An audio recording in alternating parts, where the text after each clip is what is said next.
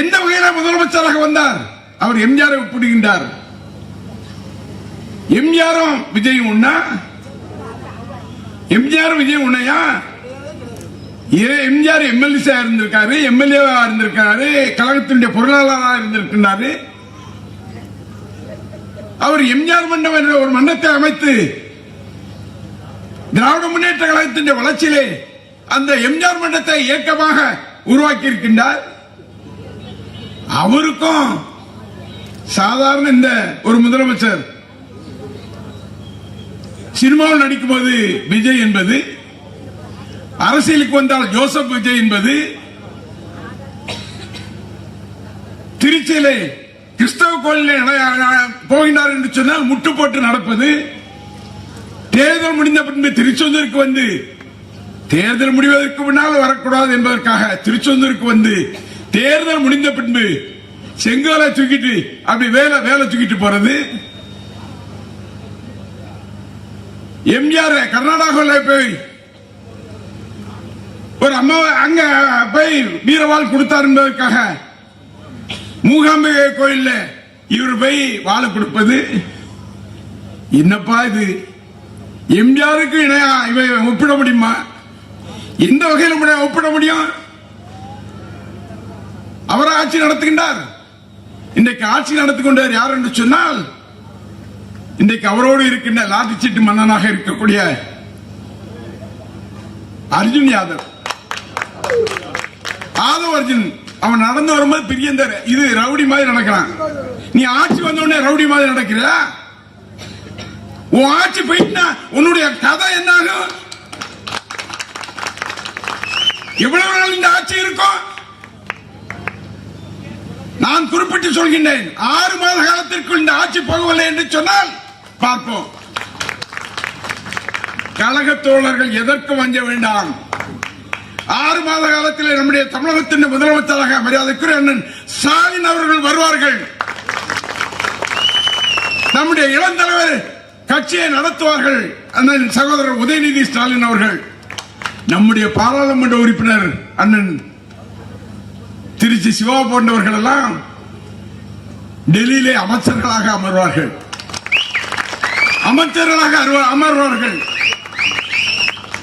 அந்த காலம் வருகின்ற போது நீ சினிமாவில் என்ன தப்பு பண்ணா, சினிமாவில் இன்கம் டாக்ஸ்ல எவ்வளவு ஏமாத்தினா, நீ என்னென்ன தப்புகள் பண்ணிருக்க, உன் பணத்தை நீ சினிமாவில் நடித்த பணத்தை ஒரு பைசா ஒரு ஏழைக்கு செய்திருப்பியா? நீ எம்ஜிஆர் ஒப்பிட்டு பேசுறிய? ஒரு பைசா. இப்பேற்பட்ட இவரு இன்னைக்கு எம்ஜிஆர் ஒப்பிட்டு பேசுறான். எம்ஜிஆருக்கு இணையா நீ? எப்பேற்பட்ட தலைவராக இருந்த ஒரு புரட்சி தலைவர் எம்ஜிஆர் அவர்கள், அவருக்கு இணைன்னு இவரு சொல்றாருன்னு சொன்னா எண்ணி பார்க்க முடியுமா? எவ்வளவு ஏழைகளுக்கு அள்ளி வழங்கியவர். இந்த திராவிட முன்னேற்ற கழகத்தின் அங்கமாக பொருளாளராக இருந்து அன்னைக்கு அண்ணாவால் பாராட்டப்பட்ட, கலைஞரால் வளர்த்தெடுக்கப்பட்ட வேறு எம்ஜிஆர் அவர்கள். நீ எம்ஜிஆர் ஒப்பிட்டு பேசுற? என்னை பிடிச்சு போட்டா முடிஞ்சு போச்சா? என்ன பிடிச்சு போட்டா என்ன? அந்த அம்மா தான் என்ன பிடித்தாங்க. என்ன பண்றது? என்ன 37 நாள் திருச்சி ஜெயில பாலங்கோட்டையில் வச்சா கூட்டம் வரன்னு சொல்லி திருச்சி ஜெயில கொண்டு வச்சாங்க. நீ எத்தனை நாள் வச்சாங்க? அங்க ஜெயில் சூப்பரண்ட் வர்றாப்ல, சார் உங்க மேல குண்டர் போட போறாங்க. ஒரு குண்டர் போட வேண்டாம், 2 குண்டர் போட சொல்லுங்க. எதுக்கு கேட்பேன் தெரியுமா? ஐயா வெளியே போனா எங்க கட்சிக்காரன் சொல்ல தாங்க முடியல, உள்ளே இருந்துட்டு போறேன்.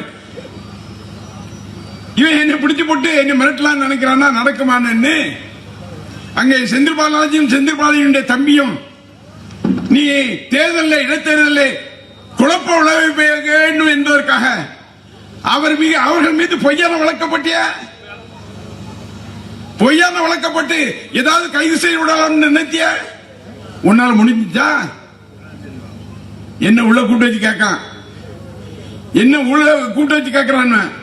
நீங்க எம்எல்ஏ பதவிக்கு ராஜினாமா பண்ணிருங்க, உங்களை மந்திரி ஆக்கிடுறோம்.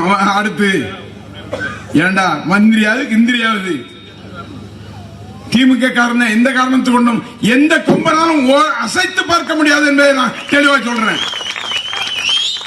நான் வேவா வேலன்னு சிங்கப்பூர் போனாரு, வந்தாரு. இன்னைக்கு வாடா நான் சிங்கப்பூர்ல இருந்து வந்துட்டேன், உன்னால என்ன செய்ய முடியும்னு கேட்டிருக்காரு. அதுக்கு பதில் சொல்ல முடியுமா? திருவண்ணாமலை ஒரு எம்எல்ஏ, ஐயோ அவனை நினைச்சா பெரிய இதா இருக்கு. ஒரிஜினலா லாட்டரி சீட்டு வியாபாரி, 2ஆம் நம்பர் வியாபாரி, கஞ்சா வியாபாரம் பண்ணான்னு சொல்லுவாங்க, அது எனக்கு தெரியாது. அவன் எம்எல்ஏ.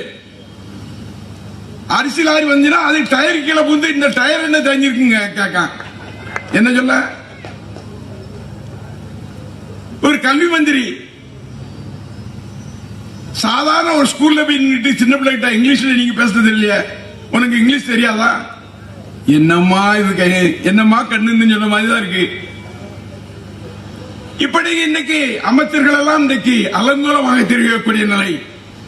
எந்த சட்டமன்ற உறுப்பினர் எடுத்துக்கொண்டாலும் ஏதோ வானத்திலிருந்து குதித்தது போல அவர்கள் துள்ளி விளையாடுகின்றனர் என்று சொன்னால் பொறுத்திருங்கள், 6 மாத காலத்திற்கு உங்களை மாற்றி காட்டுவோம் என்பதை நான் இங்கே சொல்லிக் கொள்ள கடமைப்பட்டிருக்கிறேன். சரி, அண்ணன் பேசலாம். நன்றி, வணக்கம்.